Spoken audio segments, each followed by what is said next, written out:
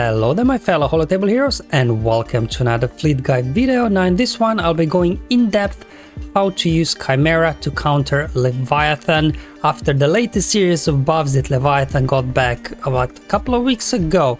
Now you might have actually seen the video I posted about a week ago where I went into the investigation of some sort of a bug when it comes to turn order when using Chimaera versus Leviathan, because whenever that occurred you totally got destroyed.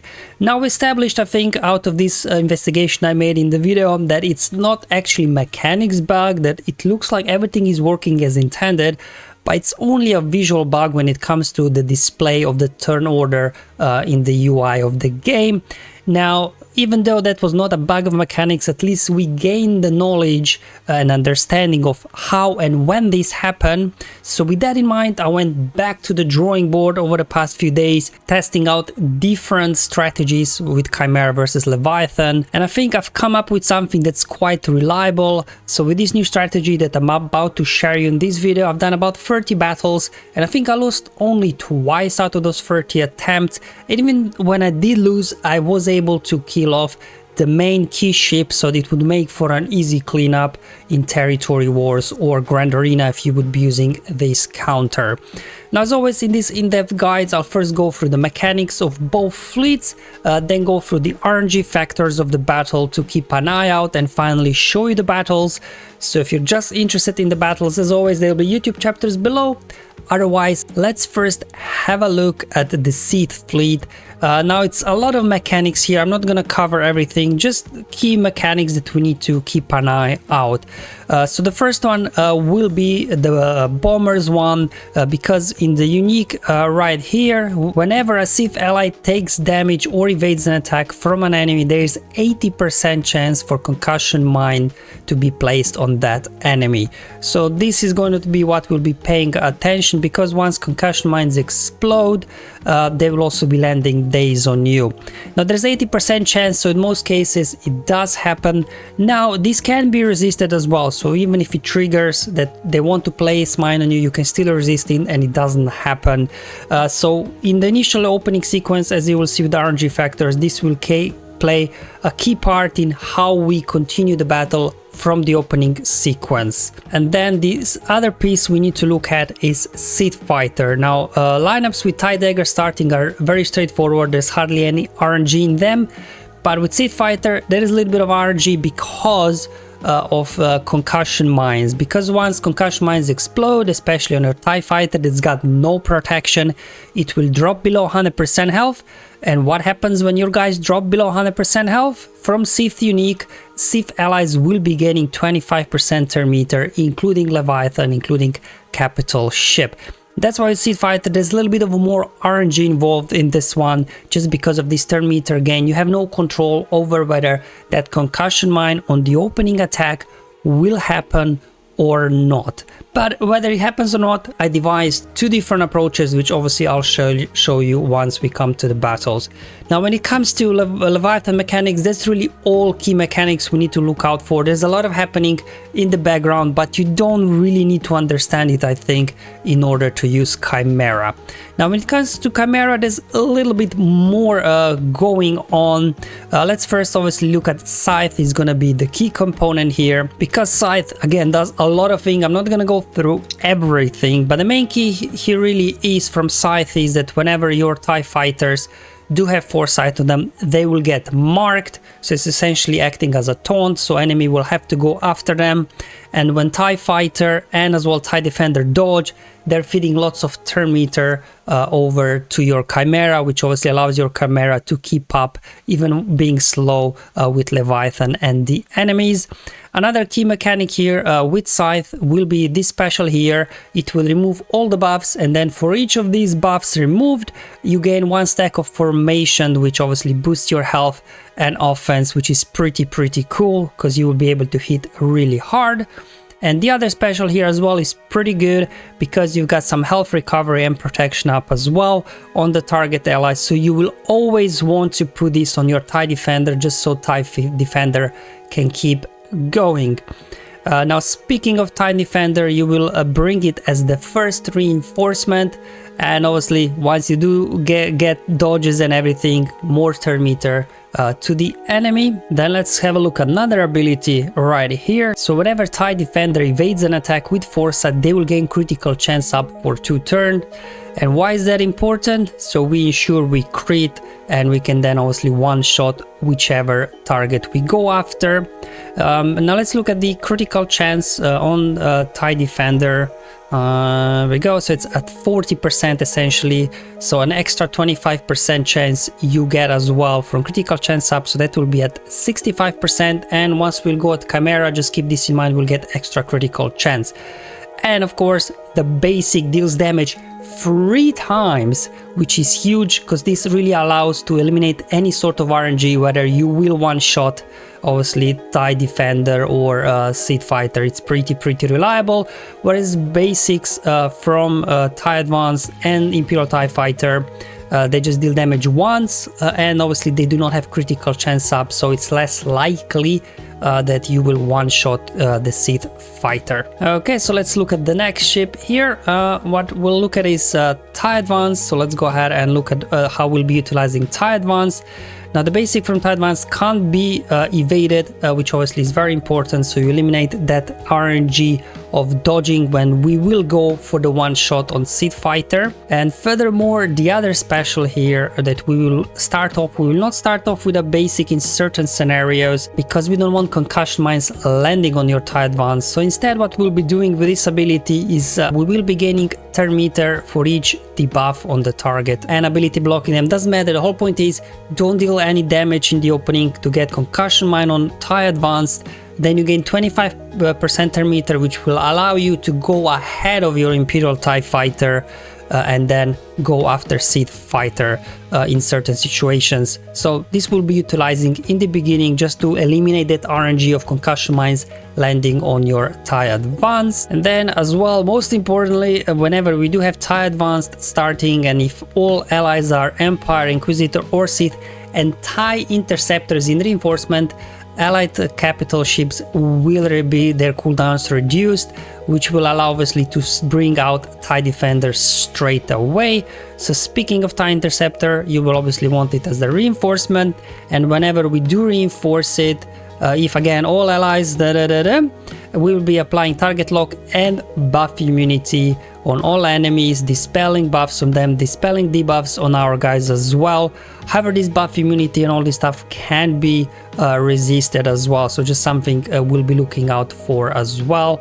Because if buff immunity doesn't land on Seed Bomber, we won't quite be able to avoid attacking it, but still it doesn't make all that much of an impact in the outcome of the battle. Now let's quickly also go over Chimaera, some of the key things we'll be doing. So all allies have 40% critical damage, double for Empire, which means your Empire guys will have 80% extra critical damage, which is huge. And we also get 15% critical chance. So do you remember when I mentioned with TIE Defender, it's got about 40% critical chance, then it gets critical chance up, which is another 25%, and then we get 15% extra. So in that case, your TIE Defender will be having 80% critical chance, which pretty much guarantees it will constantly be critting, so it will be doing a lot of damage with its triple tap on its basic. Now in terms of other abilities, obviously we know what ultimate does. It will just insta kill, and then as well dispel all the debuffs on your target allies, give them 100% health, 100% protection, 100% turn meter. So with this ability I always target TIE Defender just to make sure it survives the battle until it's over. Now the other basic, I don't really get to utilize it a lot. Now the other two abilities, it depends. In some sequences, for example, where you do not take out a Sith Fighter in one shot there, you will want to use this to remove some turn meter. If you have the one shot lined up, as I will show in some of the battles, then you will want to use this ability first, just so you can get offense up on your attackers and, you know, do more damage. Okay, so this will be the starting fleet that we'll be utilizing. So again, Scythe, Imperial TIE Fighter, TIE Advance, and you only need TIE Defender and TIE Interceptor.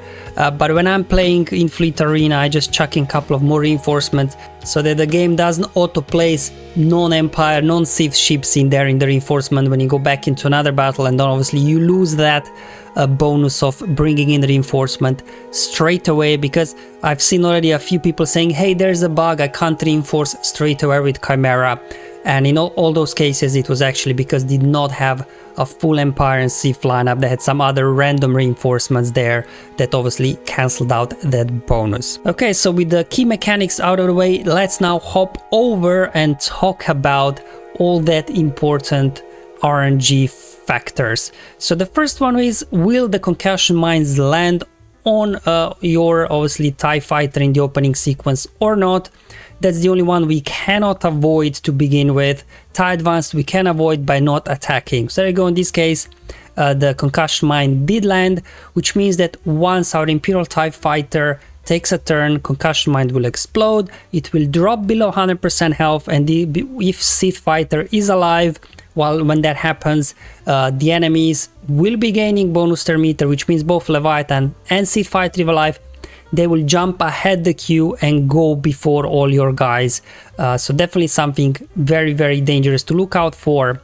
Now, the next bit of RNG is, will those concussion mines that do land actually crit? Because once your TIE advance and, for example, your TIE defender, as you will see in this example, do have concussion mines on them whenever they get a turn, if they do crit, this will do enough damage to get all protection away and drop below 100% health. And here, as you can see, Sith fighter still alive, which will then allow Leviathan and Sith fighter to jump the queue because they gained a lot of bonus turn meter. So this is also a little bit of RNG involved in this one also, but again, regardless of whether this happens or not, at this point you will be in a position with your TIE defender to shot Sith fighter just to stop any further turn meter gains. But just something I wanted to highlight as well, in case you get sometimes confused that turn order is a little bit different.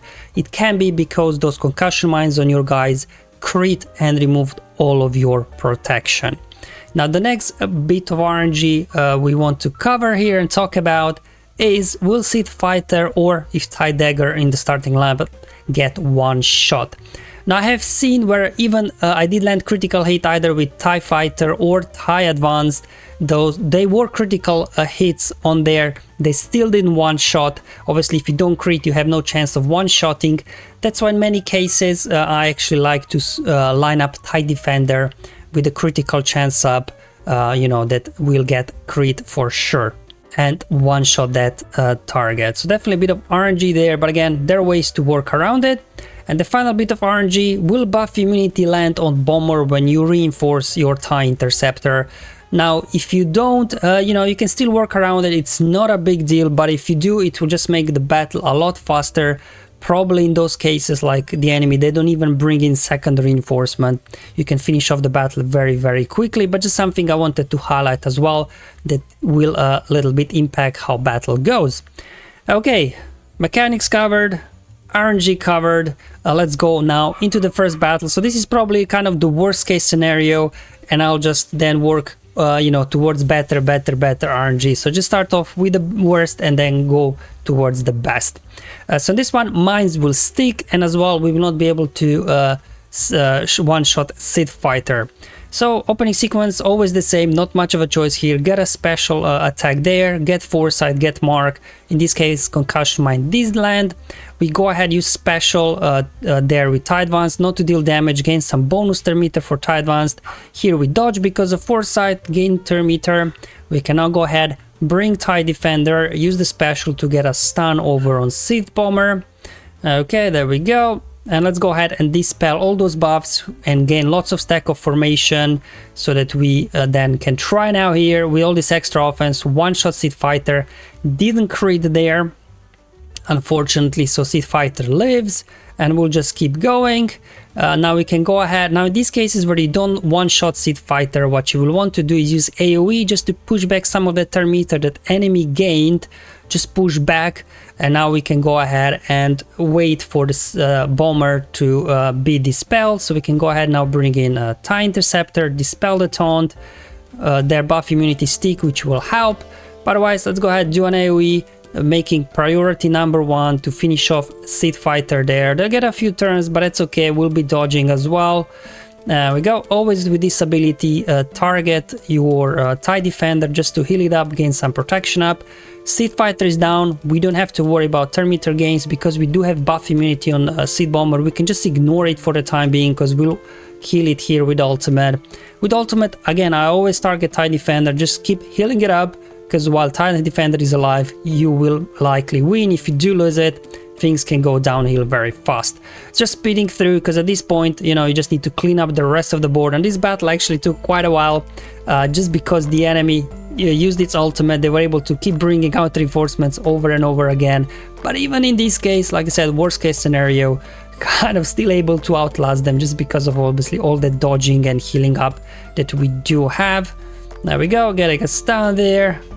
Down goes Scimitar, and just have to finish off there the final ship. And there we go, battle number 2. So this is the one where, same as in battle number 1, concussion mines will stick on Imperial TIE Fighter. However, we will be able to crit Seed Fighter and one-shot it, and obviously battle will go much quicker from there on out. Same thing as before, we're just gonna use special, get mark on our and foresight on our TIE Fighter. Again, we're gonna use the special with TIE Advanced just so we don't deal any damage and get concussion mines applied on us. Okay, then we're gonna go ahead again, bringing in TIE Defender, get us done on Seed Bomber. Perfect. We're gonna go ahead now and dispel all those buffs, get lots of stack of formation, and now we're gonna line up the hit here on Seed Fighter. And in most cases, when you do crit it, you do one-shot it. Sometimes it happens as well, not. It would really depend. But otherwise, at this point, obviously, Seed Fighter is down, no turn meter gains anymore for the team. So obviously, they won't be able to quickly overwhelm us as they did in battle number 1. So this one will be much faster over. Again, let's go ahead, heal up our TIE Defender. At this point, we are stuck behind Bomber.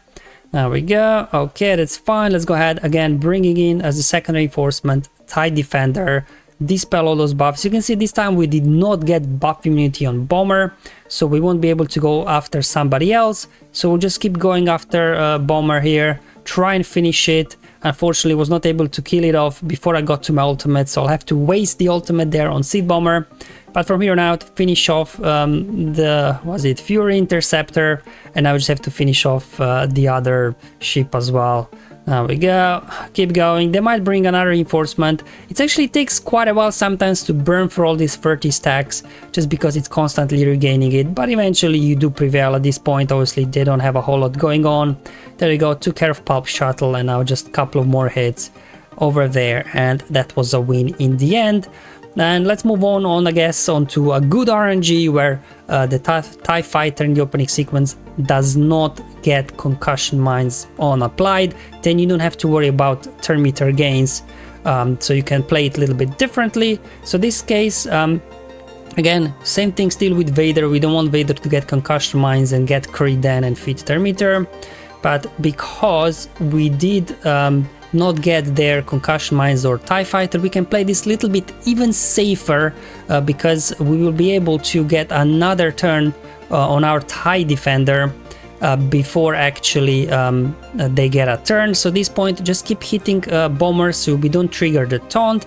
Now we're going to go ahead and do this ability to give offense up on your TIE Defender, well, on all your attackers, and now you're guaranteed one shot there with critical chance up, offense up, stacks of formation. The Seed Fighter will go down in one single hit. So that's a little bit different how I'm playing the opening sequence there, whether the TIE Fighter gets applied concussion mines or not. The rest of the battle, pretty straightforward from here on out. We just have to obviously bring in our TIE Interceptor, dispel all the junk on us, dispel all the good stuff on the enemies, get some buff immunity. And again, with buff immunity on Bomber, you can just go ahead, ignore Bomber. But here I decided just to finish it off, and then I can go ahead and use the ultimate on the Fury Interceptor, and we can then quickly finish off this battle. So you can see 3 different RNG here, bits of RNG happening. So whatever happens, hopefully you do understand now what to do so you can get some reliable wins with Chimaera. Just gonna finish off there as well. And let's move on to the final battle just so I cover it. So that's the one with Tie Dagger starting. Now these ones, there's really no RNG in them because they do not have any sort of ways to gain bonus turn meter as they do with Seed Fighter. So I'm just going to show you how I'm playing the Tie Dagger lineup. I'm going to go ahead, do a special. Because I don't have to worry about turn meter gains, I also do basic there with Tie Advance just to get target lock so I can then dispel the taunt later. So that's a slight difference versus Tie Dagger in the opening sequence. From here on out, the same thing, we're going to go ahead, get a stun over on Seed Bomber. Then we're going to go ahead and dispel all the buffs, gain lots of stack of formation.